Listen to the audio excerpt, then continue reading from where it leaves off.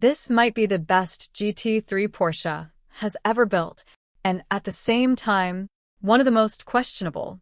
This is the new 911 GT3 S/C, a car that pushes performance, precision, and engineering to an extreme level.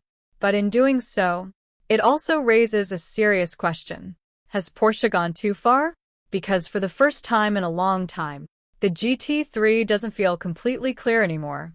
Today, we're looking at why the new GT3 is the best and the worst version of itself all at once. Let's dive into why, despite the critics, this is technically the pinnacle of the 911 evolution. We have to start with the heart of the beast, that 4.0-liter naturally aspirated flat-six.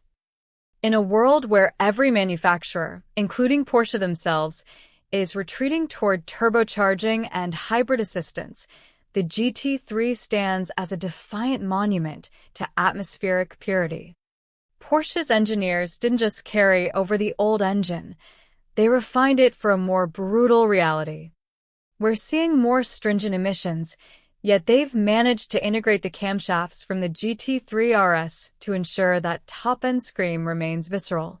But the real magic? The gearing. For years, we complained that Porsche's gears were too long for anything but the Autobahn. They listened. By borrowing the 8% shorter final drive from the limited edition S/T, they've transformed the car's mid-range punch. It feels alive, hungry, and urgent in every gear. And then there's the touring evolution. For the first time, you can opt for rear seats. This isn't just a marketing gimmick. It changes the car's identity. It's no longer just a weekend track toy. It's a cross-continental GT that you can share with your kids. It bridges the gap between the raw brutality of the RS and the daily usability of a Carrera. But look closer at the aero. The front diffuser and the rear wing have been reshaped, not for radical downforce, but for balance. It cuts through the air with more stability at high speeds. The suspension, that's where the real money is. Those teardrop-shaped trailing arms on the front double wishbone setup? That's pure motorsport tech. They don't just hold the wheel, they manage the airflow underneath the car. When you're behind the wheel, the steering feel remains the industry benchmark. It's telepathic. It tells you exactly how much grip is left in those Michelin Pilot Sport Cup 2s before they give up. This version is more settled than the 992.1. It doesn't fight the road. It dances with it. While other supercars rely on video game electronics to keep you on the tarmac, the GT3 still feels like a mechanical masterpiece.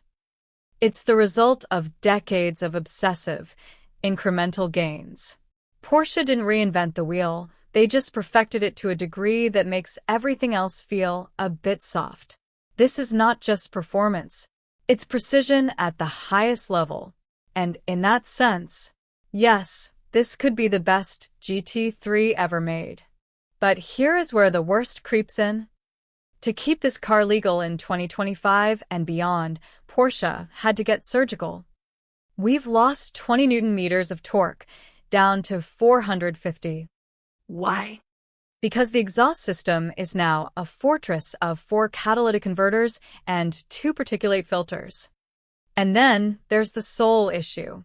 Inside, the iconic physical ignition twist, that tactile connection to Porsche's racing heritage, is gone, replaced by a generic start button. Even the digital instrument cluster, while crisp, feels like a step away from the raw, analog spirit that defined the GT3. It feels like the regulations are finally winning, and Porsche is having to build filters between us and the machine. Technically, the engineering is mind-boggling. To offset the weight of those new exhaust components, Porsche went on a diet. Everything is optimized for performance. Aerodynamics are not just functional, they are dominant. Downforce, airflow management, cooling efficiency. New lightweight aluminum wheels save 1.5 kilos, and if you opt for the Weissach or lightweight packages, The magnesium wheels and carbon fiber reinforced plastic (CFRP) components keep the weight at a lean 1,420 kilograms. They've also optimized the butterfly valves in the intake system for better throttle response. Every single tweak is a battle against physics and legislation. They are squeezing 510 horsepower out of a naturally aspirated engine that has to pass the world's toughest emissions tests. That in itself is an engineering miracle. Now bring this car into the real world. City streets, daily driving, imperfect roads, and suddenly, the same qualities that make it incredible on track become limitations. It's stiff, it's loud, it demands attention at all times. There's very little room for comfort, very little room for relaxation. This is not a car that adapts to you. You adapt to it. And that's a key difference, because previous GT3 models still had a level of usability. This one feels much more extreme. Where this car truly shines, ironically, is where GT3 S usually struggle, the real world. The shorter gearing means you can actually hear that 9,000 revolutions per minute scream, or what's left of it, without breaking every speed law in the country in second gear. The revised dampers mean you won't need a chiropractor after a weekend trip. Porsche is leaning into the gentleman driver persona here.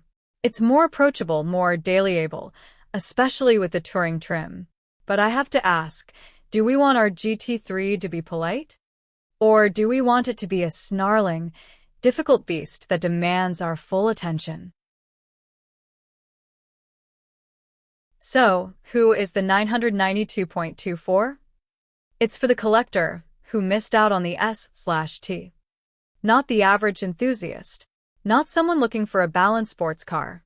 This is for drivers who prioritize pure driving experience above everything else.